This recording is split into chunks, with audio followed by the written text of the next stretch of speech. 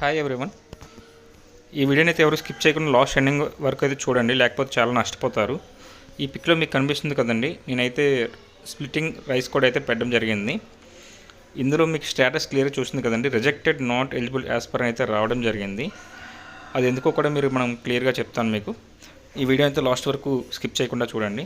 ఇక్కడ చూసారు కదా సార్, కన్జప్షన్ వచ్చేసి జూన్లో 304 యూనిట్స్, మే 238, ఏప్రిల్ 260, మార్చ్ 137 ఇలా రావడం జరిగింది.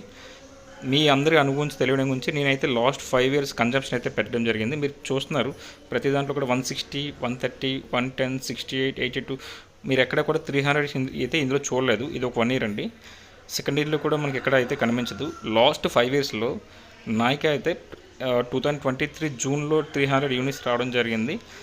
అగైన్ ఈ లిస్ట్ ఏదైతే నాట్ ఎలిజిబుల్ వచ్చిందో దానికన్నా తర్వాత ఆ లిస్ట్ ఎప్పుడైతే వచ్చిన తర్వాత మంత్ అంటే జూన్లో వచ్చింది. జూన్లో నాకు మళ్ళీ 300 యూనిట్స్ రావడం జరిగింది. వాళ్ళైతే ప్రీవియస్గా వచ్చిన 300 యూనిట్స్ని బేస్ చేసుకొని నాట్ ఎలిజిబుల్ అయితే పెట్టడం జరిగింది. సో మీరందరూ కూడా చాలా జాగ్రత్తగా ఉండండి. ఎవరైతే 300 యూనిట్స్ అబవ్ ఉంటుందో వాళ్ళందరికీ కూడా ఫస్ట్ అయితే రేషన్ కార్డ్ అండి. సెకండ్ వచ్చే తల్లికి వందనం లిస్ట్లో కూడా చాలామందికి అయితే నాట్ ఎలిజిబుల్లో పెట్టడం జరిగింది. నెక్స్ట్ వచ్చేది పెన్షన్లు అండి. సో గవర్నమెంట్ అయితే ఒకసారి ఆలోచించాలండి. 300 యూనిట్స్ అనేది చాలా కామన్ ఈ రోజుల్లో.